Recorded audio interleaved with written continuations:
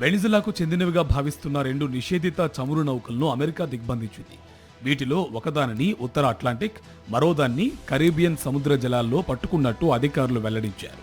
అయితే అవి తమవేనని రష్యా పేర్కొనడం సంచలనం రేపింది. అమెరికా ఓ సముద్రపు దొంగ నిబంధనలను ఉల్లంఘిస్తూ మా నౌకలను దిగ్బంధించింది అంటూ రష్యా మండిపడుతుంది. అంతేగాక వాటి రక్షణ నిమిత్తం రష్యా హుటాహుటిన జలాంతర్గాములను తరలిస్తున్నట్టు వస్తున్న వార్తలు ఆందోళన కలిగిస్తున్నాయి. ఈ వ్యవహారం అంతర్జాతీయంగా కలకలం రేపుతుంది. అమెరికా పట్టుకున్న 2 నౌకల్లో ఒకటి బెల్లా-1, రెండోది సోఫియా. బెల్లా-1ను అమెరికా నిషేధాంక్షలను ఉల్లంఘించి తిరుగుతుందనే అభియోగాలపై నెల రోజులుగా అమెరికా నావికాదళం వెంటాడుతూ వస్తుంది. దాన్ని ఎట్టకేలకు ఉత్తర అట్లాంటిక్ జలాల్లో అదుపులోకి తీసుకున్నట్టు పేర్కొంది. అందుకు బ్రిటన్ నావికాదళం సాయపడడంతో కీలక పరిణామమని చెప్పుకోవచ్చు. గగనతల నిఘా సాయం అందించడమే గాక బెల్లా-1ను పట్టుకునేందుకు తమ యుద్ధ నౌకను బ్రిటన్ పంపింది.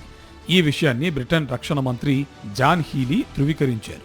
దానిని ఒక దూర్త నౌకగా ఆయన అభివర్ణించారు. హిజ్బుల్లా ఉగ్రముఠాకు చెందిన సరుకును రవాణా చేస్తుందంటూ బెల్లా-1పై 2024లోనే అమెరికా నిషేధాంక్షలు విధించింది. గత డిసెంబర్లోనే కరేబియన్ దీవుల్లో దాన్ని నిలువరించేందుకు అమెరికా తీర రక్షణ దళం ప్రయత్నించింది. కానీ ఒడ్డుకు చేరేందుకు బెల్లా-1 నిరాకరించి ముందుకు సాగింది. అనంతరం మారినెరా అని పేరు మార్చుకోవడమే గాక డాక్యార్డ్పై రష్యా జెండాను ఎగురవేసింది. మరోవైపు రష్యా మాత్రం బెల్లా-1 అనేది తమ చమురు నౌకేనని చెబుతుండడం ఆందోళనకు దారితీస్తుంది. అమెరికా జలాలకు ఏకంగా 4000 కిలోమీటర్ల దూరంలో ఆ దేశ తీర రక్షణ దళం తమ నౌకను అక్రమంగా నిర్బంధించిందని ఆరోపించింది. తర్వాత కాసేపటికి సోఫియా కూడా తమ నౌకేనని రష్యా పేర్కొంది. అమెరికా చర్య పట్ల తీవ్ర ఆగ్రహం వెలిబుచ్చింది రష్యా. ఇతర దేశాల్లో నమోదైన నౌకల్ని దిగ్బంధించే అధికారం ఎవరికీ లేదంటూ రష్యా రవాణా శాఖ ఘాటు వ్యాఖ్యలు చేసింది. నౌకల రక్షణ నిమిత్తం జలాంతర్గాములను కూడా రష్యా రంగంలోకి దించినట్టు చెబుతున్నారు. తమ నౌకను అమెరికా నావికాదళం అనవసరంగా లక్ష్యంగా చేసుకుని వెంటాడుతుందని రష్యా విదేశాంగ శాఖ ఒక ప్రకటనలో వ్యక్తం చేసింది.